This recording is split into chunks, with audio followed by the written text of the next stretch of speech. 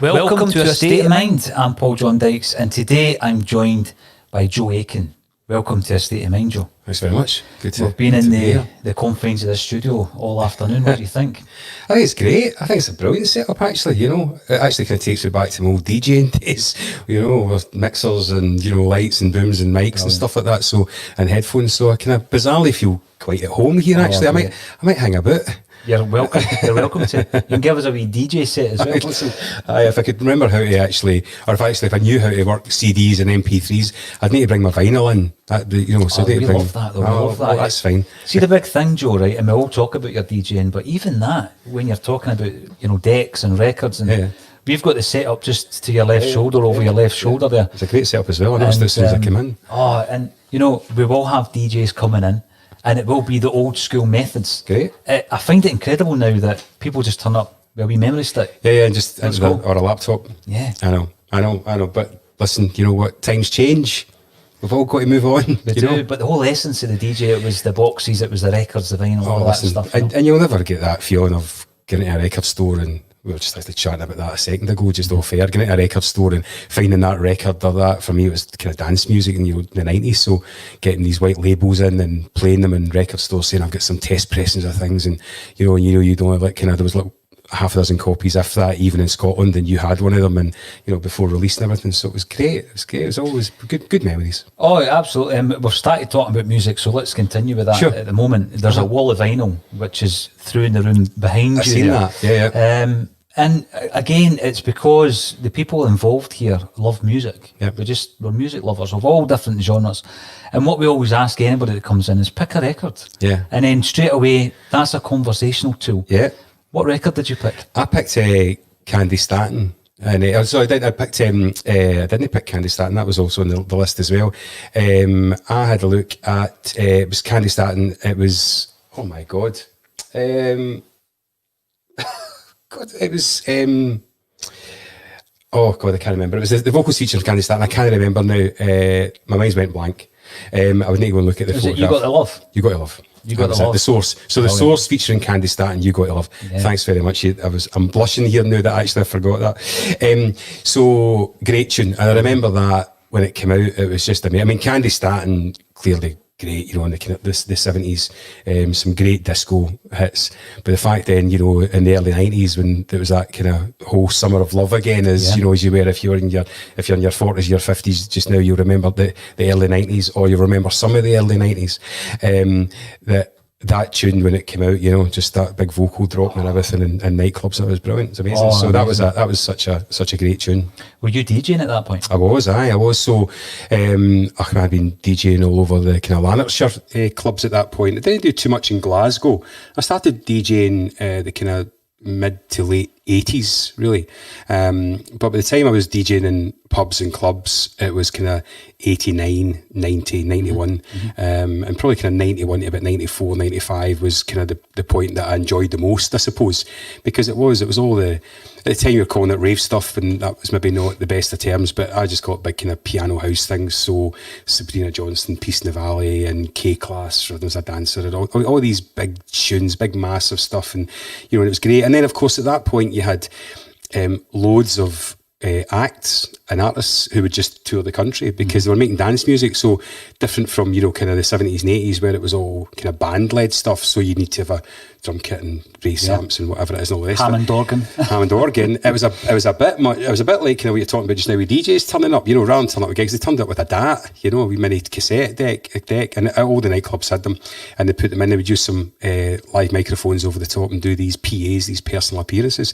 But some of the artists that performed were brilliant, absolutely brilliant, you know. And of course, I've had a few horror stories.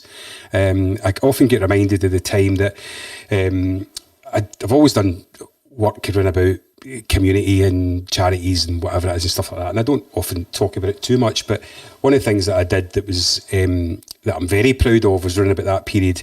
I used to run at the time, we called them raves, again, probably, you know, not the best of term, but for teenagers in Castlemilk, where I grew up.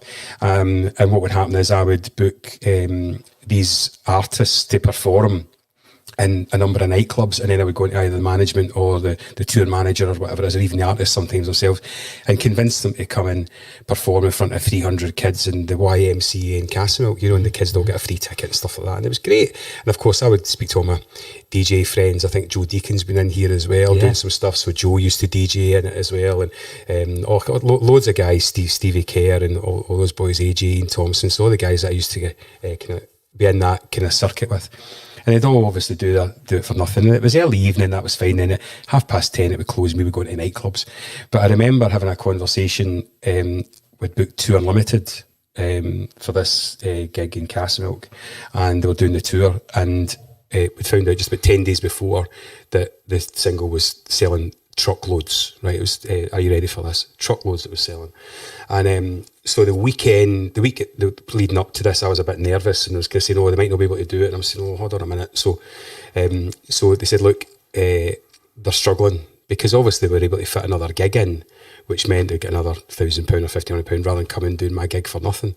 So the tour manager at the time, or the agent at the time in Scotland, a guy called Tony Cochrane, who's still on the go just now, and owns nightclubs and stuff now. So he had said, look, I tell you what, they can't do it, but there's this band, right? So you should take this band. He says, all we need, at the time you could fly from Manchester to Glasgow, he says, all we need is 5 flights, right, from Manchester to Glasgow, and they'll do it for nothing. They're on a promo tour, whatever it is, and they're going to be really big. And I says, no, I'm not into it. And they said, no, you should do it. So that turned out to be Take That. So Tony often sends me the invoice, right, that he never sent me, actually, right.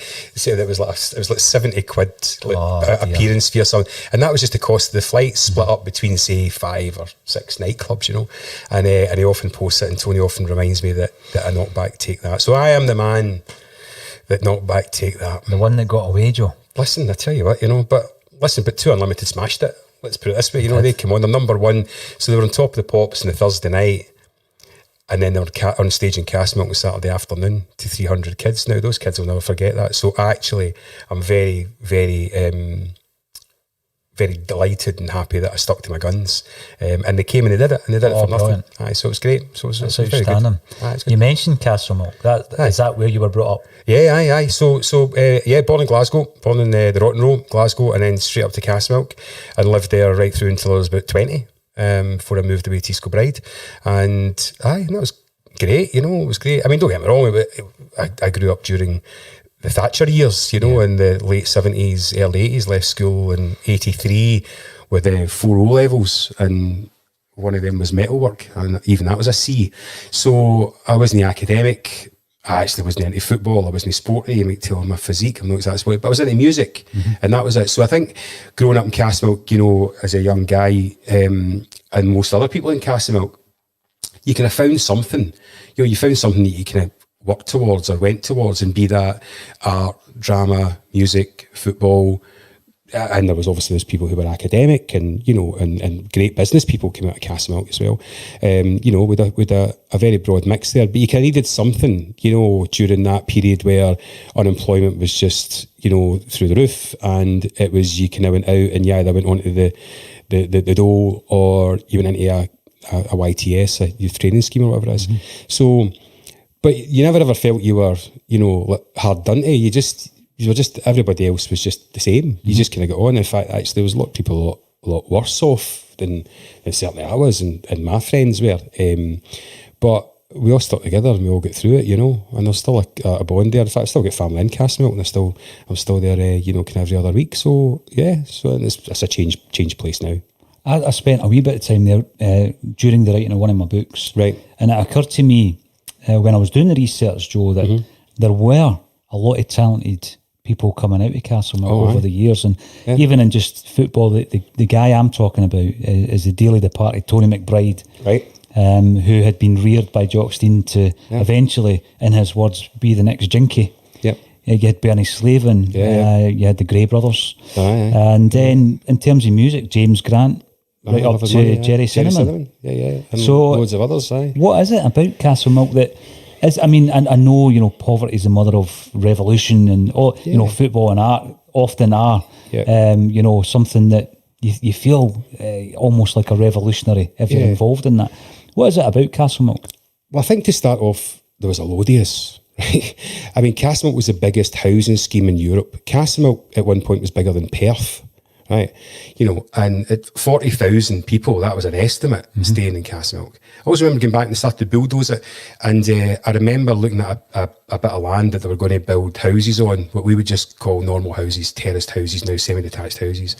And I remember thinking how many closes there were in this patch of ground, and there must have been about, I think, about 24, or if not 30 closes, and 8 flats a close, 3 bedrooms in every flat, and probably 2 wings to a bedroom. Now you can work the numbers out, right? I mean, it was ridiculous. So in terms of the amount of people in such a small physical space that all grew up together. But again, it didn't feel, listen, you get inside, icing inside of the windows in the winter, right, with old metal frame windows and stuff like that, right, and it was hard going sometimes, and you know, but I don't think you ever felt, I never ever felt as though we were deprived. People used to call it a deprived area, and I suppose on some sort of social index that will be the case, but I look now and actually I think it may even be worse now.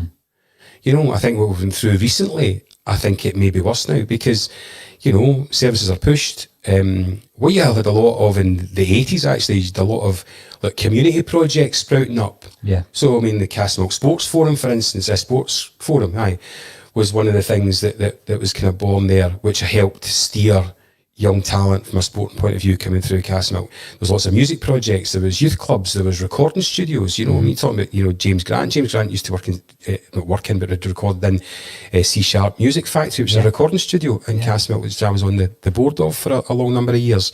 But I think what I said earlier, in a kind of Billy Connolly-esque way here, tying it back, is that I think you went towards something kind of twigged. You know, the first thing that you kind of found out is, actually, am I good academically or not? And that was a slim number. And then you could work out whether you're good with a ball at your feet, or a guitar in your hand, or with a screwdriver or a chisel. And that's just what you did, you know, and you found your way. People found their way. But you're right, but some of the footballers in particular, I mean, Ray Houghton, you know, who put the ball in the eye-ties net. I remember singing that one, you know. So, but and then a player I would have loved, Joe, I would have loved to have seen Ray Houghton playing for Celtic. Aye. You know? I know, and do you know what? And I think, to be honest, that's had been a dream of probably most people's, actually, you know. But but even, you know, laterally, I mean, you know, you've got, you know, Aidan McGeady, Castlemilk boy, you know what I mean, often talked about. You've got guys like Charlie Miller, and then James McCarthy. Yeah. You know. So was Ketchianya? Was he Castlemilk? I think so. Yeah. I think so, aye. So you get this, I think it was scale. It was just numbers. It was just scale of numbers, you know. But it was a good place to grow up. I didn't know growing up anywhere else. It's not as if I was, you know, born in, you know, whatever it is, you know, Newton Mearns, and then had to move to Castlemilk and think, oh my God, I'm deprived, or, you know, that didn't happen, you know. I was, as I say, I was very happy to grow up there and had some great memories, and still get the odd pal or two from there, you know. Good. I mean, you mentioned Jerry Cinnamon. Aye. Jerry, in the way that he's approached the music world, the music industry, because it is an industry, often called the filthiest industry in the world. Yeah. He's taken it by storm, Joe. Aye. With an attitude. Aye, but that's just people just kind of kicking back, you know. I mean, there's an element of the music industry has been driven quite a lot of what's on the TV, you know, and particularly things around about X Factor and stuff like that. And then you get it driven by the next part that drives the music industry actually is kind of the field that you're in, and that's this whole online stuff. Now that's really good for breaking, say, things like Billie Eilish, right? Now, I mean, she went from having, you know, kind of 10,000, you know, kind of followers, whatever it is, to overnight going to, like, you know, like having 5 million people, you know, view her Instagram posts, not even her music, just an Instagram post. And she's now probably one of the hottest properties in the world, but that's all through digital. That's all through digital and social. So, but I think what Jerry did was Jerry just became a voice for the people, and still is a voice for the people, you know. And And that's important, because music's always had that all through the generations, you know. Be it you're in Detroit and it's Motown or whatever, you know, there's always something there. You know, I spotted the Sex Pistols out there, you know, whether it's punk rock or whatever. There was always something that was kind of shaking, and Jerry did it. But amazing story that you're talking about, you know, Jerry there, for instance, you know, he used to been doing 3 dates at Hampden. Yeah. You know, 3, maybe even 4, actually. I think I had a 4th option. You know, so 60, 70,000 people at a time. So there you get a young guy literally 2 miles up the road, you know, I presume he's picking his guitar up and learning to play guitar. Then, you know, would you ever possibly contemplate that you're going to be 2 miles down the road at Hampden Stadium and performing to upwards of 200,000 people in your career? Probably not. But, you know, he's well loved. Mm-hmm. You know, he's well loved, and it's great he's a Castlemilk boy. Oh, good on him. And long may it continue, Joe, because I think the fact that he's not conformed to what the industry would maybe expect is why people think he's got a backing. He's got people who want him to do well. Aye. But I think guys like Jerry probably can't do it anyway. Mm-hmm. His DNA won't let him do it. You know, they just won't. It's, you know, it would be like morphing into another being.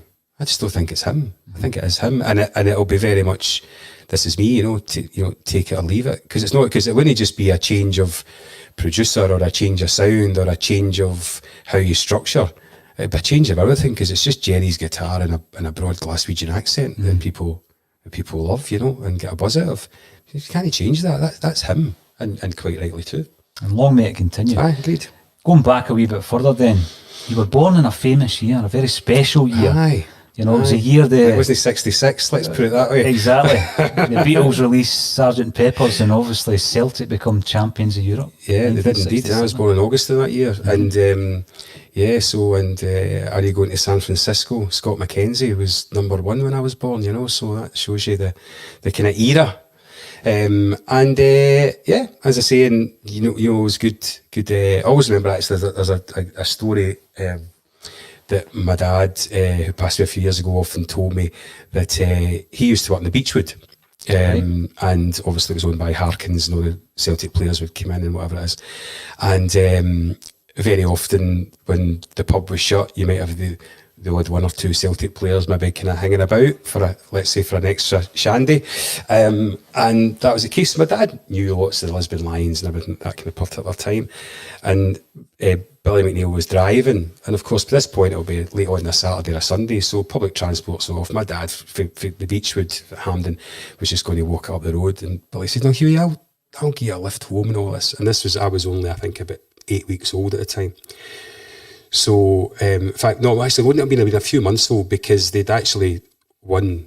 So I would have been about 8 weeks old when he came up, so about 6 months after winning the European Cup. So my dad comes up and opens the door, and obviously put the light on in the hall, and my mum had just get me off to sleep, and she shouted, "Hughie, put that bloody light out, put that light out." And then I turned and says, "I've got Billy McNeil standing here, right?" He's thinking through my head, and Billy went, "It's okay, Hughie, I'll see you later." So it was one of the ones that he always knew. I don't know whether it was an urban myth or not, right? My dad was the one for it, so I've got to take him in face value, believe it. But it's one of the ones you think, who's ever going to believe that story? The fact, you know, and that was like, "No, come on up, no, come on in, no, come and say hello, you know, and come and see Joseph, you know," and whatever.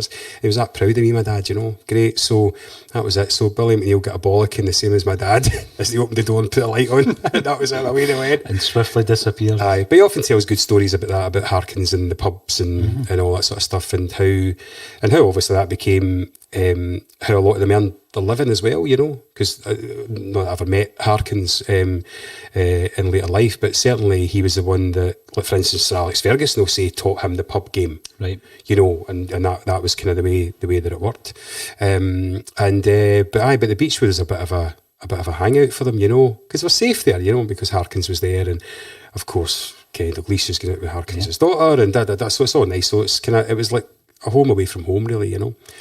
So it's so interesting. But as I say, about 67, you know, what a year to be born, you know, that's for sure. Growing up, then you're born into a family, I'm guessing, that were steeped in Celtic. What's your early memories of that? I suppose my early memories would probably just be going to a game with my dad. I mean, like a lot of people, you know, was just going along, getting into the jungle at the time. My dad always worked 2 jobs, and when he left the Beechwood, he went to work in the Surrey Heat. And that was another old classic pub, you know. And worked in some places, my old man, I tell you. And always a second job though, and always brought his 2 pay packets from my mother, you know. So give his due there. And so of course it was always you were in the kind of East End of Glasgow. So I felt as though, you know, I had a real kind of affinity to the East End of Glasgow, and of course being round about the, you know, the Barrowlands and all those places, all the kind of Celtic pubs. It's very much the same as it is kind of now. You always were kind of steeped in it. So I always kind of remember, you know, going there like before a game and even just getting like a bowl of soup, and he'd get a pint and go up. So that would probably it. And then I suppose my next memories would be of me going on my own. And I suppose at that time, actually, you think back now, I mean, I've got a daughter at 20 and a daughter at 11, but I'm talking about I'd maybe be 10 or 11, and me and my pals, and we'd jump on the 22 bus with Castlemilk and go all the way out to Parkhead, and, you know, jump over the barriers and try and climb the walls or whatever it is. Or if you didn't get a lift over, then you'd wait until half time to open the gates and you went in at half time, you know. And the thought of that now, a 10 and 11-year-old doing that, you know, just frightens the life out of you. But that was just what we'd done on a Saturday, you know, any home game, you know. There wasn't any question. You didn't say what we did in the day. You just went. And then I think my other kind of outstanding memory of getting a wee bit older again would probably be kind of one of the first times I started travelling.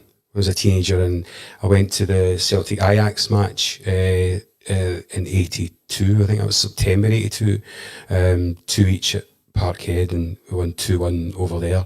And Big George McCluskey scoring the goal in the 88th or 89th minute or something ridiculous like that. And, you know, we just felt as though we came all this way, and they 2 away goals, and then up goes Big George, and that was it, and just hit the ball into the net, and you know, what a great feeling. So to do all of that, but that was a kind of, what would that be then? 15 probably, you know. Yeah. So that's a kind of teenage, almost kind of rite of passage, kind of going on my own. My dad would have travelled for football, do you know what I mean? But he would have went to Europe or whatever it is. So that was the kind of first time I went with the Black Bull bus in Rutherglen. Albeit I was a Glenacre Celtic supporters busman, which is now called the Pat Anderson Celtic supporters bus. But great times with all of that, fantastic, you know. And, you know, but I keep saying that was all BC, and that's before children. So they come along, and, you know, and it's a game changer, you know. Yeah. It's a game changer. But it's great. But the other side of that is the time when I was kind of starting to work in pubs and clubs and stuff.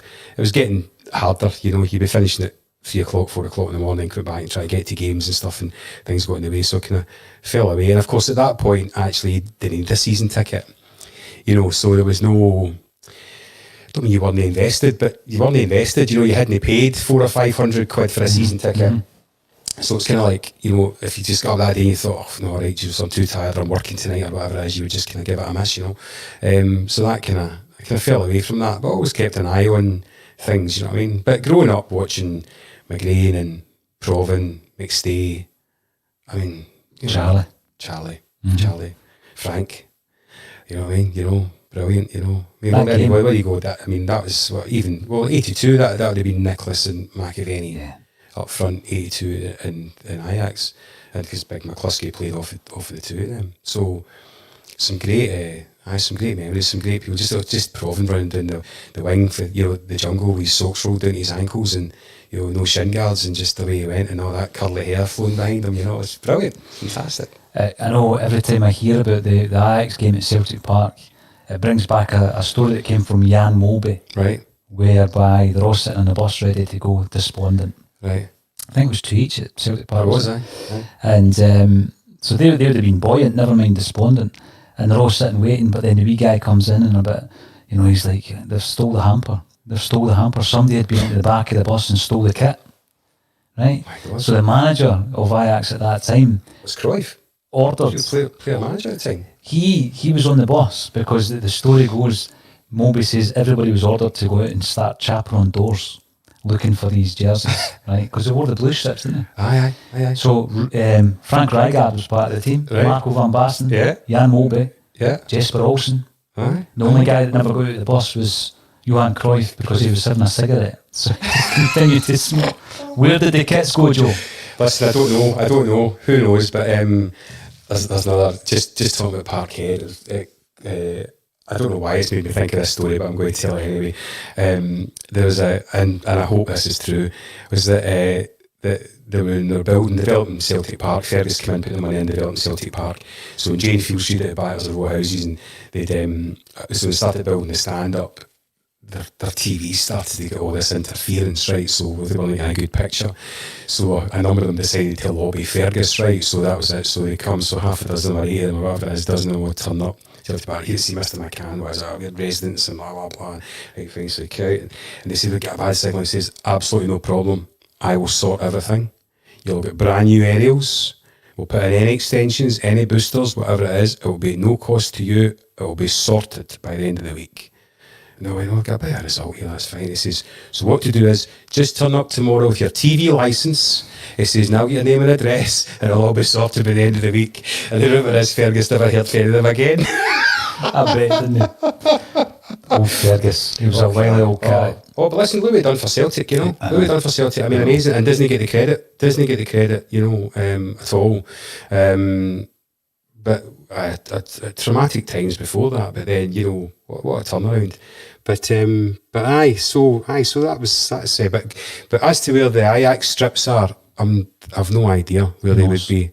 And personally, I know nothing about them, just for the record, in case. There's a 7-a-side team somewhere, yeah. Aye. They might be worth a few quid, actually. Talking about jerseys, though, there is a story that I heard about that McCluskey went into the dressing room, and because Olympic Stadium, they moved it to Olympic Stadium for capacity, because Ajax weren't getting great crowds at that point. I don't know why. I don't know what was there. I used to say it was some team, but so McCluskey went into the dressing room to change shirts, and they were all literally with their heads down, clearly as they would be, and none of them acknowledged him, and none of them looked up at him, knew exactly who he was. No, he'd scored the winner. No, whatever it is.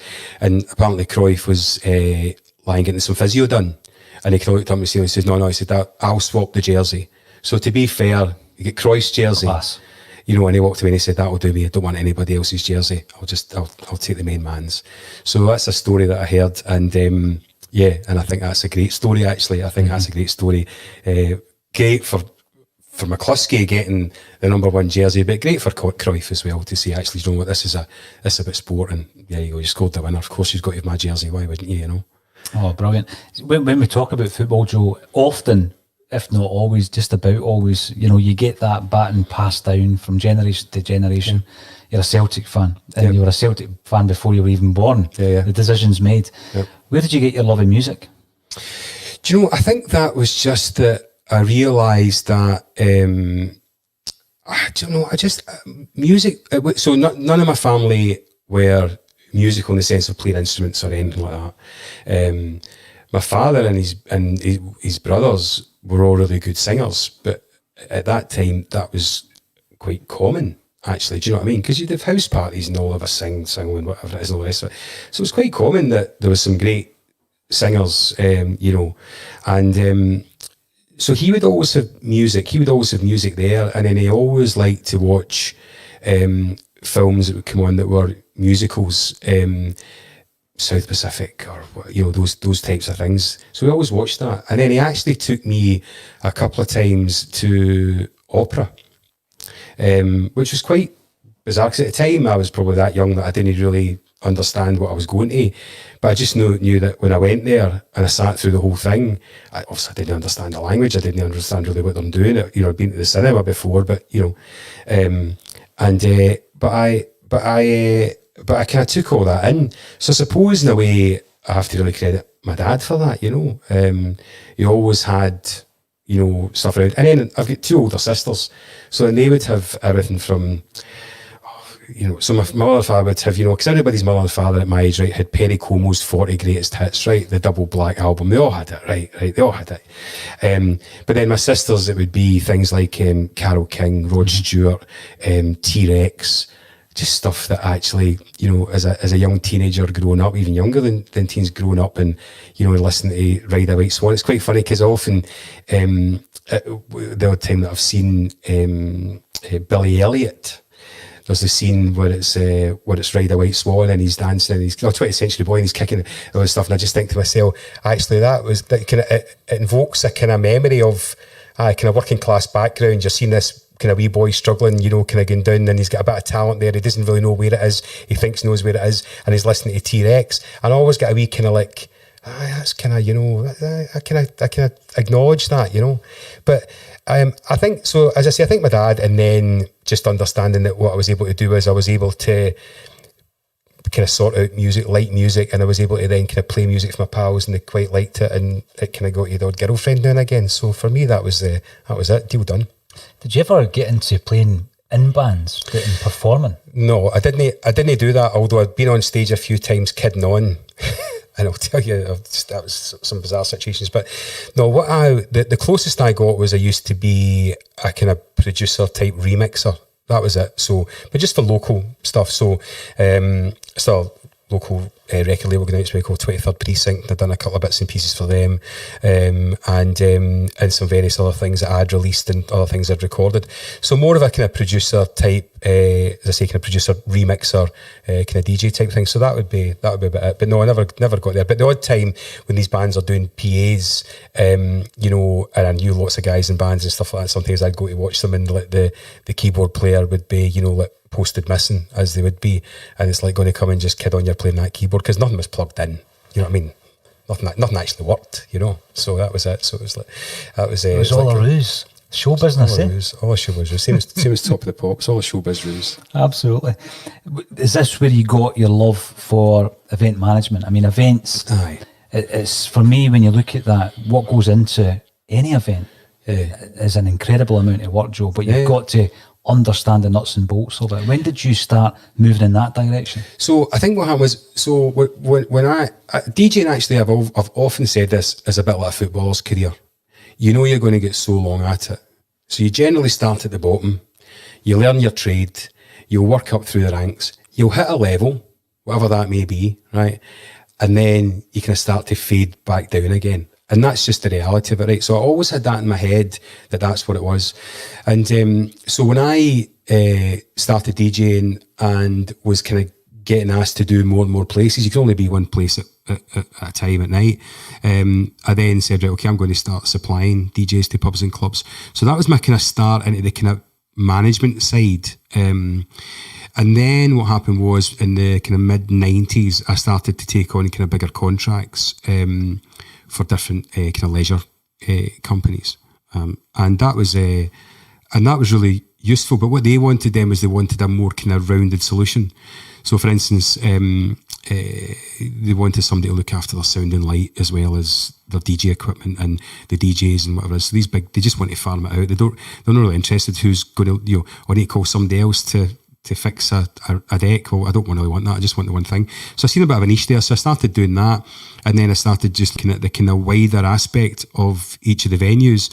So we're going to say, well, what are you doing on a Tuesday and what are you doing on a Thursday? And it's a bit quiet. And why don't we try this or try that? And karaoke was just coming through at the time. And why don't we do that? Why don't we do a band night on a Thursday and a karaoke on a Tuesday? So looking at the whole kind of pub and working with the management team. And then that kind of just, you start to get that working. Then these big chains, all of a sudden you've got the area manager saying, oh, you've turned that around. All of a sudden we're doing, you know, another $2,000 a week there. What money then? Oh, we've got a couple of pubs and we've got one in Irvine, we've got one here, we've got one in here. Can you come and work with us on these? So I started doing that, and then that just kind of, so I was always a kind of one of, you know, just go down a path. I was never very career focused at all. Just go down a path, and eventually what will happen is you'll come to a crossroads. Mm-hmm. You know, and there can be sometimes 2 or 3 ways in that crossroads. It's not just a straightforward A or B choice. And I think, you know, you just make your choice at the time that you think's right, and you move on. And that's always what I've done. But those choices for me coming up were more about opportunities that I seen probably more in business, and I did that. So that definitely kind of got me into thinking about the wider event management piece. But at that point, I then started doing. I was from, you know, kind of providing kind of stage managers and production managers, and so it's starting to get a bit more of the kind of holistic piece. And then I then decided that I was going to kind of start to put a wee bit more energy into that, and I joined the council in 1999. And I was there for just short of 20 years through a kind of various kind of different kind kind of departments and with different remits, and that was a great journey. That was fantastic, What are some of your highlights? I think some of my highlights were probably when I first went in there, it was looking after the city's kind of core events programme. So a lot of the events are still on the go just now. Things like your Christmas light switch on and your fireworks displays and your women's 10Ks or all that stopped now certainly, but Great Scottish Runs, those types of events. And so that was really good. It was good kind of getting in amongst them and putting my kind of what I felt was my stamp on them and how do I steer them and how do I shape them. I think probably the highlight was when I started working on a more kind of strategic level for the city, which was about developing their event policy, their event plans, their event strategy, and then targeting different events around the world and bringing them into the city. So I'd actually done a kind of quick kind of couple of numbers when I was leaving the council, just to kind of like, what have I really done? And I had a look at it, and events that I'd either brought in directly or been involved in bringing in had generated 500 million, so £500 million for the Glasgow economy, and that's pound notes over there. So that was what my focus was about. Really, my focus towards the end went back again holistically around about the city's events team, and that was with Glasgow Life, and that was really good. That was bringing all events teams together, and it was a challenge, but it was a good challenge to bring different departments together before it was a wee bit spread around. But before that, it was mainly on really the kind of bidding for events. So it was the kind of city's kind of sales and marketing, if you like, team for events. And we would work with Glasgow Life and others in the Scottish Government and Event Scotland and Sport Scotland and Creative Scotland to go out and bid for these. It wasn't just me and the team that I had, but a lot of times I would lead those bids for the city point of view. But highlights, I think the one that I chased down for about 6 years that I eventually got, that I brought in, that I was really pleased about, I think was probably BBC Radio 1 Big Weekend. We did that in 2014. The lineup was just outrageous. And yeah, I mean, it was a free event for the people of Glasgow, and it was the one of the best lineups actually in the festival season. And it was a free ticket as well, so people got to see some of those artists. I remember standing at the end on the Sunday night, Katy Perry was closing it, and Katy Perry was on. There was a family in front of me with 2 kids, a wee boy and a girl, kind of primary school age kids, and the wee girl was arguing with her mother saying, "It can't be the real Katy Perry, mammy, because we're in Glasgow. It can't be the real Katy Perry." She says, "No, it's somebody pretending to be Katy Perry." She says, "It's the real Katy Perry." So, and I just thought to myself, that's brilliant, So that kind of then took me back to watching opera with my dad, or and those kind of memories. And you just think, actually, now maybe that family could have spent 80 quid a ticket, so 320 quid on a day pass to go to a festival and see Katy Perry. But the other side of it is maybe they couldn't. So maybe that wee lassie didn't have an opportunity to go and see Katy Perry at a festival, but she's certainly seen it in Glasgow Green, and I'm going to take that one in my watch, Oh, definitely. And there's other events that you must be proud of as well that you're involved in, Joe. From a music point of view, I mean, things like working, getting in the MOBO Awards, MTV European Music Awards. I mean, these were big events for the city, and working great with the team at the SEC and again the Scottish Government, Event Scotland. They were all, it really was a real big team effort to bring these events in. But proud to have led those kind of conversations from the city, very proud to have led that and get them over the line. And then from a kind of sporting point of view, I mean, things like World Gymnastics in 2015 was a big one. Worked on bits of the cycling bid for 2023, the first UCI World Cycling Championships before I left. From a football point of view, Europa final 2007, I led the city team for that, and then I led the city team for the bid for the Euro 2020, which will now be Euro 2021.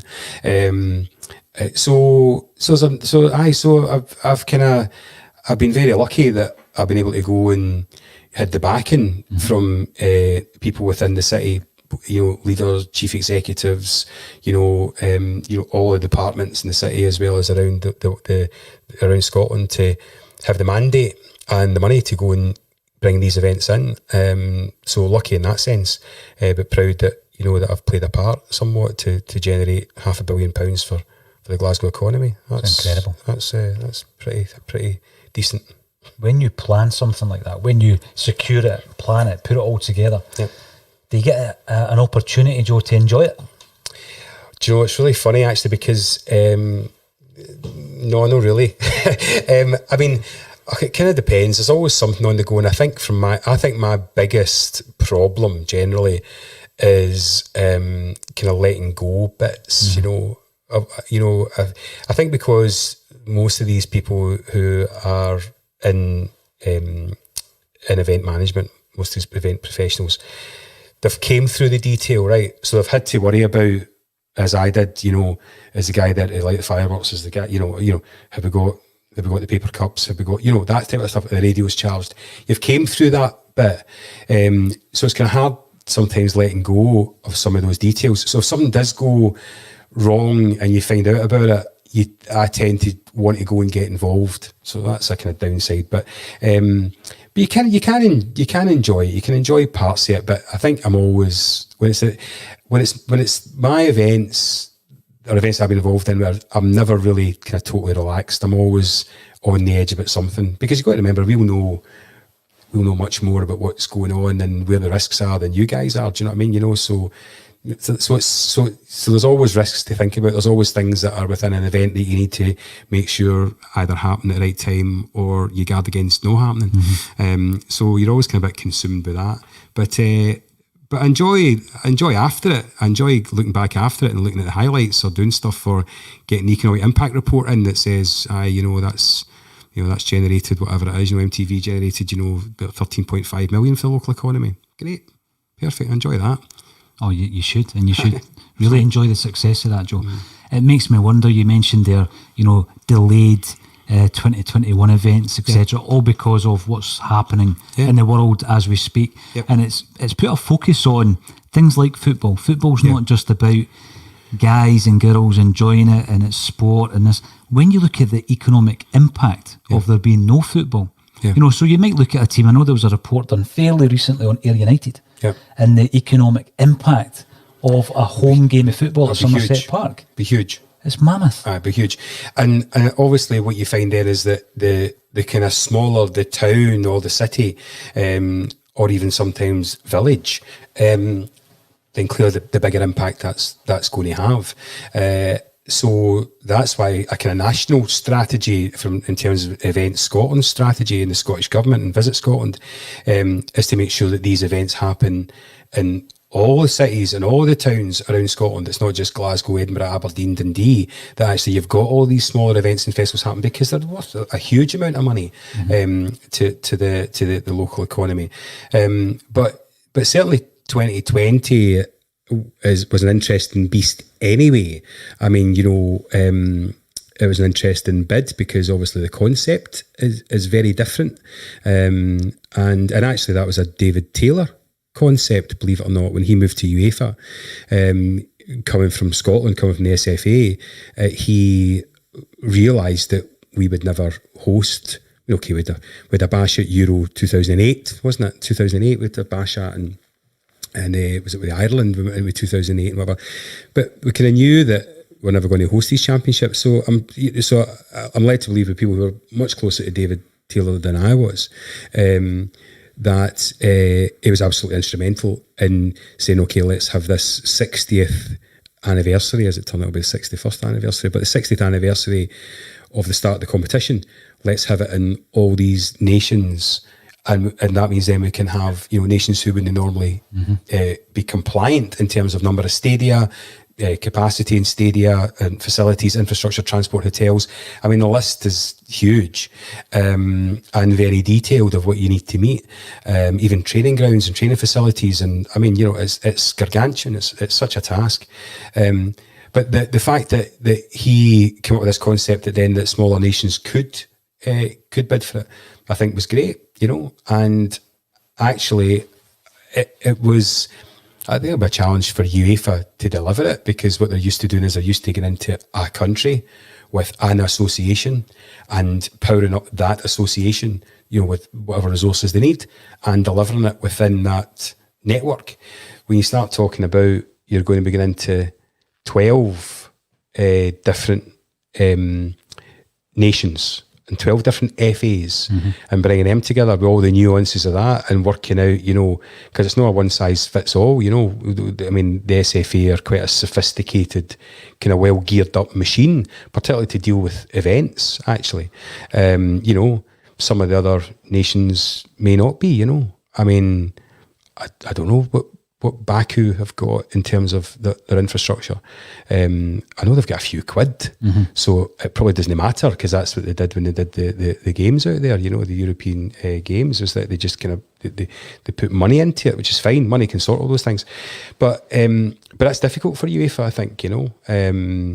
But they'll get there, because ultimately when it comes down to it, it's still a series of football matches, and they're going to be held in stadia that are, you know, used to holding football matches, in cities that are used to holding football matches, and so the coordination might be difficult and everything like that. But you know, it'll be a good tournament, I think, when it kicks off. But I actually just don't. I still don't think that many people get it. I still don't think that people can quite get. Oh, what do you mean St. Petersburg and that? You know, I just don't think they kind of get that.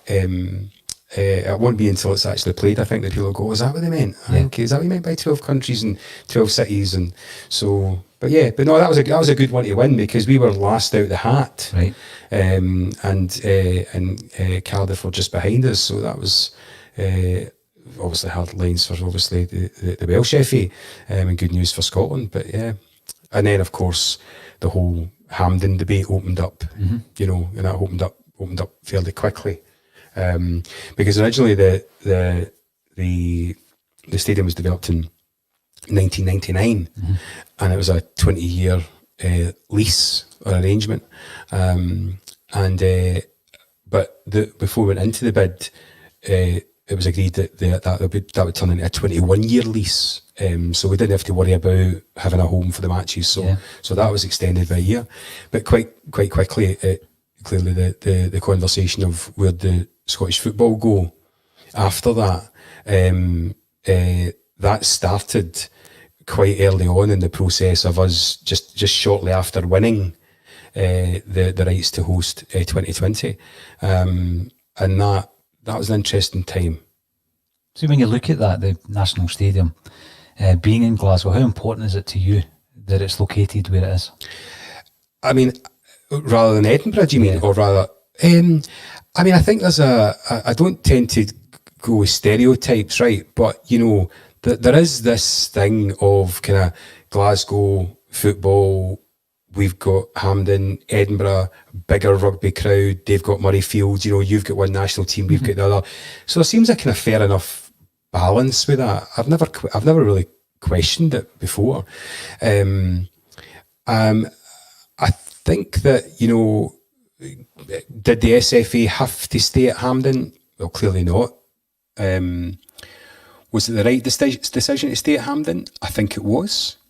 But, you know, the models that they looked at, that certainly the city was involved in, include myself, but lots of other people and way higher up the food chain than me, and the politicians and everybody got involved, and quite rightly so, was about, well, if you walk away from Hampden, Queen's Park couldn't survive on its own with Hampden. I mean, and Queen's Park knew that. There wasn't, you know, that was any kind of secret, you know. But the loss of Hampden, the SFA would have meant the loss of Hampden, actually, because, you know, you can look at other models, you know, concerts and this, that and the other. You know, you get 4 or 5 concerts maybe, you know, a year. And then what else do you do? I don't know, bring in monster trucks or something? I don't know, what do you do? I mean, what do you do with that? I mean, it's built for football. And then do you demolish it? Well, could you imagine bulldozers going out and demolish Hampden? I mean, people wouldn't stand for it. So where do you go? And then all the time, I mean, of course, this is an independent company. This is a business. This is not, it's 2 businesses, Queen's Park and the SFA. Yeah. You know, it's not owned by the government. It's not owned by the city council. These are 2 independent entities. So it's a kind of bizarre one, you know. But what we knew, and fair play again to the people within the council, they wanted to keep obviously Hampden, SFA at Hampden. They knew that would secure the future of Hampden.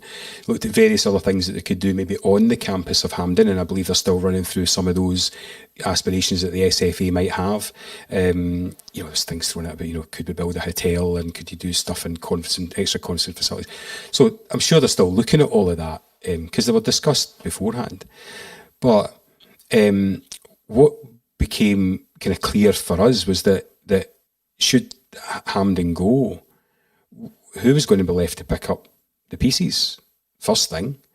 And the second thing is, it meant the end of Queen's Park. Now, the two, as I said, so the kind of guiding thing was, let's keep the SFA here, let's keep Hampden going, but it's also, let's make sure Queen's Park come out of this alive. There's nothing that any of us should be doing. And to be fair, the SFA were acutely aware of that as well. I mean, the SFA couldn't effectively, if you like, put a bullet in the back of head of Queen's Park walking away. There had to have been something there, even if it was retain Lesser Hampden anyway as a separate deal or whatever it is. But so those were the two kind of key guiding principles going in. But it's one of those ones I look back and I think, was it ever a possibility that they would move away? I think once the decision's made, you're thinking, a lot of people say, oh, that was a foregone conclusion. Of course they were never going to go. Of course they were just wanting a better deal with Queen's Park or whatever it may be. I'm not so sure. I'm not so sure. I'm actually not so sure, because I'm led to believe the team at Murrayfield and the SRU themselves, and I know a couple of the guys through there, and and I'm led to believe, not that I've seen it, because it's not right, it's absolutely right that I wouldn't see it, because I was batting for the other side, if you like, but it was a very, very compelling bid. A very compelling bid about new build, new infrastructure, shared facilities, whatever it is. It was a very, very credible and compelling bid. But it came down to the board of the SFA, and that was it. But there was one thing in the back of my mind that I just kept thinking, if it's the end of the SFA at Hampden in 2020, how could you be playing our last game of Euro 2020, this big showpiece across Europe, and then you're saying, right, that's us, keys in the door? I just couldn't get that into my head. That was the one vision that I just couldn't get out of, that kind of kept me thinking, no, this is still in our favour. Sometimes, as I say, I didn't think by much, but it still kind of kept in my mind it was in our favour, because how are you going to have a European Championships played at Hampden? Are you going to mothball it? Uh-huh. I couldn't. That didn't work out for me. I couldn't see that. It wouldn't make sense to anybody else either. No. When you've looked back on your 20-year career of events management and the successes that's brought as well, what are you talking, £500 million? Yeah, £500 million of public spend. So that's different from economic impact. I'm sure there'll be people listening just now saying, it's not economic. But that was, in other words, how many people are coming, how long are they staying, and how much are they spending? That's it. So economic impact's worked out in a whole different, you need, accountants and various other people and statisticians who work that one out for you. But it was £500 million worth of money come through the till. So, so that was what kind of went across the taxi drivers, the bars, the restaurants. Yeah, it's remarkable. The pubs. Yeah. But it begs the question, Joe, what do you do next? What did you do next? Well, what I went on to is run or get involved in an organisation or a company called Big Feed. So Big Feed is based in Govan. It's a street food festival or event, and it's we've got all these kind of artisan food providers, in these wee kind of horse boxes and the wee Citroen vans all done up, and it's everything from sushi through to gourmet hot dogs to vegan food, to salt and chili and churros, and so there's about 12 different things, pizzas and everything around there, and we change that every week. We flip that around. There's some core ones that we keep, 5 or 6 that people really love, and then the others we kind of shuffle around. So essentially it's a kind of destination event. It opens at the weekends, 12 o'clock to 10 on a Saturday, 12 o'clock to 8 on a Sunday, and we'll get kind of normally a couple of thousand people through the door a day. Our numbers are obviously kind of shortened a wee bit just now because of what we're doing with social distancing, but it's great. People are, 4 weekends have been open, people are back, they're enjoying it, they feel safe. We've got two big outside areas, two big large spaces, kind of beer gardens, if you like, you want to call them that. And then we're in this big cavernous kind of warehouse, so it doesn't feel as in you're a wee closed in kind of stuffy kind of pub or a restaurant, and there's stuff on for the kids and whatever it is. And normally we've got music on in the background, but obviously just now we can't have that. But it's great. So it's been a good departure, and I've been able to join a good going business.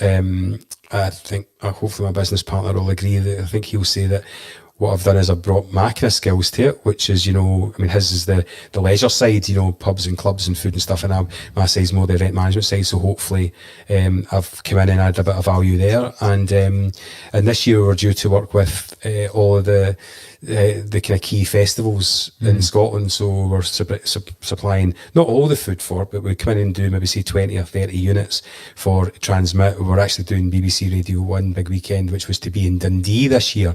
We're doing stuff for DF Concerts in Falkirk Stadium and Inverness Stadium. So we're all across the country, and then of course COVID kind of shot that down. But and I just heard yesterday that Playground Festival, the day before Playground Festival, and another one in Glasgow, has just announced that it can't go ahead this year in September. And these are all festivals that we would work with. But they're all saying come back again next year. It's not dead in the water. It's more of a kind of it's been postponed a year, a bit like Euro 2020. We're just going to do everything again. Whatever we're going to do in 2020, we're just going to do it in 2021. So that will hopefully all kind of bounce back. But that's what I'm doing in the main, and I'm trying to just take some time. I've still got I've still got an 11-year-old daughter, so that's still young, and it's good just to spend a bit of time with her. It's always good to kind of pick her up from school the odd day and just go for kind of a sandwich or a cup of tea or whatever it is and get a chat. So that's always good to spend a bit of time with family. But so that's what I'm doing now, and I'm loving it. I'm just loving it. It's nice. It's relaxed. It's a change of what I was doing. I think beforehand it was very much kind of the pressure was different. Public sector pressure is very different from private sector pressure. So the pressure's still there, and it's particularly at this time just now in the private sector. But it's just different now. You know what I mean? It's different, but I'm still enjoying it. I'm absolutely blessed that the kind of career I've had, from getting into DJing, which I'm sure there's lots of young people out there would say, I'd love to go and DJ and whatever it is and all the rest of it, and that's fine. And then to get into event management, where there's loads of kids want to do that. And I've travelled the world. I've seen Celtic and the Los Angeles Celtic Supporters Club. I've seen it in the Bangkok Celtic Supporters Club. I've travelled the world bidding for these events to bring them into the city. So I say I've been blessed over that period of time in my career as well. And now I'm doing something that I love, and it involves food. So that's right on my street. Brilliant. And well, hopefully, Joe, we can do something together in the future. Well, listen, that'd be great. That'd be great. Listen, we're always here. We're always happy to help, and we'd love to do something. Love to do something that if you guys are going to get out on the road or do anything, or want to kind of do any outside broadcast things, just let us know. We'd love to pop along. We'll get some of our food wagons along, and we'll do something. Always happy to look at helping charity events out or fundraisers or whatever it is. I just read this morning as well that Celtic Foundation, that's £700,000, they've generated. It's amazing. 11,500 frontline NHS staff they've fed, something like 30,000 meals they've given out to families, and just in this particular period, amazing work from Tony Hamilton and the guys there, and obviously sanctioned by Peter Lowell. But that's just fantastic, So anything that can offer any kind of charity dimension, anything that helps young people in, helps society, listen, we're totally up for it. We'd love to work with you in the future. That's fantastic, Joe. All that's left for me to say is a massive thank you for joining me. A pleasure. On A State of Mind. Thank you.